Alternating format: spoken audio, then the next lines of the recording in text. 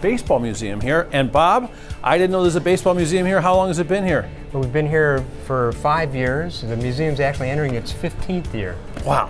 So we started on 4th Street and we moved here. I don't know anything. 5 years What ago. a beautiful space this is. And tell me a little bit about what you guys have here and what's going on. The Baseball Heritage Museum is really focused on the multicultural aspects of the game. We have a lot of information about Negro League baseball, women's baseball, Latin baseball, Latin players. We've got some great things here from the Mexican Baseball Hall of Fame. Some terrific jerseys, game-used jerseys. This is a real gem. You know, I was in Pittsburgh. I went to Roberto Clemente Museum, also a private small museum that was free. Great. And you go in there and it's like, wow. And I want to drive back to Pittsburgh. I don't have to go to Pittsburgh now. I can come here. Come here. Yeah. And what's all these living displays over here? We've got some people here watching. That's great. So this is a terrific little home plate that we actually had players sign as they came in. Got about 20 players that have been into the museum over the past 15 years. They've actually gotten to sign this Vic Power, Minnie Minoso, Bobby Robinson, who played in the Negro Leagues, Buck O'Neill. Wow. Everybody knows Buck Vic O'Neill. Power, I remember him when I was a little kid. He was a first baseman, and because of his style of play, I learned to play first base. Yeah. And I think he had some great positioning as far as how he was batting.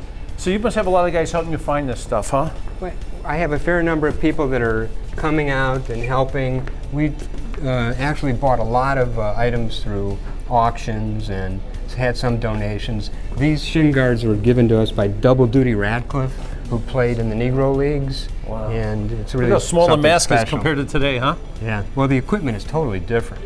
I mean, if you compare a catcher's mitt from the olden days to now, it's just unbelievable the difference. This place keeps on going too. It's a lot more than just one little storefront, isn't it? Yeah, it actually goes down. We've got about 5,000 square feet.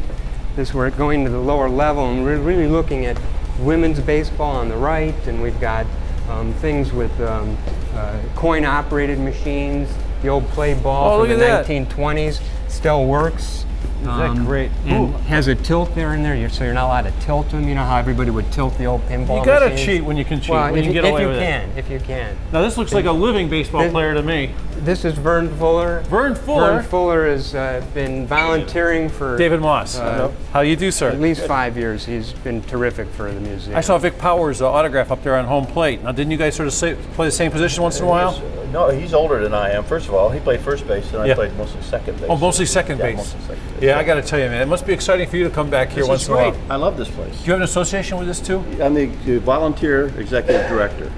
You look good. So we try to keep the memory alive. Yeah. Unfortunately, as Bob Feller said, the younger generation, history begins on the day they're born.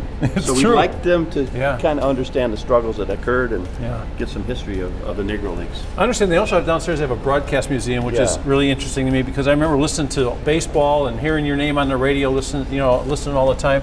My first trip to the stadium, I was surprised how green it was because all black and white, TV then, right? Yeah, that's true. Yeah. I walked in, it's like, holy crow, it's green. Yeah. It's sort of crazy. What's your favorite thing in here? You know, I really like the, was it 46 Buckeyes? 45. 45, all right, it's close. Yeah, come on over here. Forgetting the World Series championship, they each got a flask. Oh, really? But it was engraved, so it's kind of special. We We got one of those up there. They don't do that anymore, do they? No. Yeah, and I want to remind everybody about this broadcast museum downstairs is very cool too because it also connects itself to baseball. I mean, that's the way people heard baseball in the old Baseball and days. broadcasting are hand in hand. Yeah. I think. Yeah. Especially radio. Yes, and it walks you through. I saw a bunch of pictures of some guys I actually work with. I'm sure.